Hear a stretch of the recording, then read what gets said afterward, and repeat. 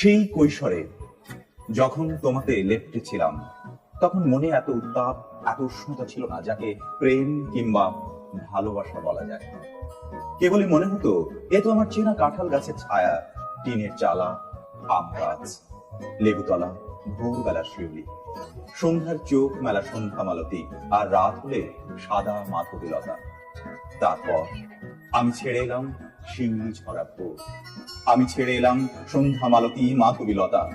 এখন একদিন এক বেলার জন্য ফিরে গেলেও মনে হয় কি আকুলতা, কি প্রেম ছিল এইসব গাছের পাতায়, কি ভালোবাসা ছিল এইসব ছুঁয়ে থাকা বাতাসের গায়ে। কিন্তু সেখানে কোনো চাওয়া নেই, শুধুই পাওয়া আছে। দুহাতের আঁচলা ভরে সেই সুখ তুলে নেবার সুখ আছে, বিষণ্ণতা নেই, একেবারে মুগ্ধতা আছে, ক্লান্তি নেই, প্রশান্তি আছে। সে আমার ফেলে আসা একটা পুরো জীবন।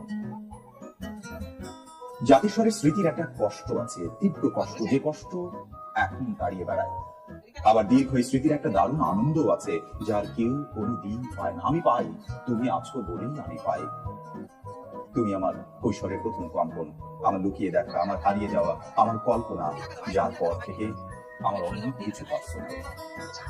এই পর্যন্ত আমার গ্রামের বাড়ি, যে বাড়ি আমি ফেলে এসেছিলাম সেই গ্রামেই। আর এটুকু বলতে বলতেই অনেক কথা এসে ফোন দিচ্ছে, অনেক বেদনা কথা বলতে চাইছে, তার অনেক কথা মনে রেখেছি। আমাকে মনে রাখতে হয়, জাতিস্বরের মুক্তি নেই, পুরাতন প্রেম বলে কিছু নেই, সব এসে মিলেমিশে একাকার হয়ে থাকে একটি নতুন প্রেমে। চোখ বন্ধ করে লাভ নেই, তুমি বারবার ফিরে আসো, তুমি ফিরে আসো, আমি ফিরে যাই, বারবার ফিরে যাই। মায়ের অসুখ করলে যাই, বাবা ডাকলে যাই, ঈদে চাঁদে যাই, পহেলা বৈশাখে যাই, আমার বাড়ি বিয়ে বাড়ি হলে যাই। টিনের চালা ডাকলে আমি যাই, উঠোন ডাকলে যাই, মাটির ঘর নিঃশব্দ ডাকলে আমি ফিরে যাই। তুমি আমার গ্রামের বাড়ি, আমি তোমার কাছে যাই।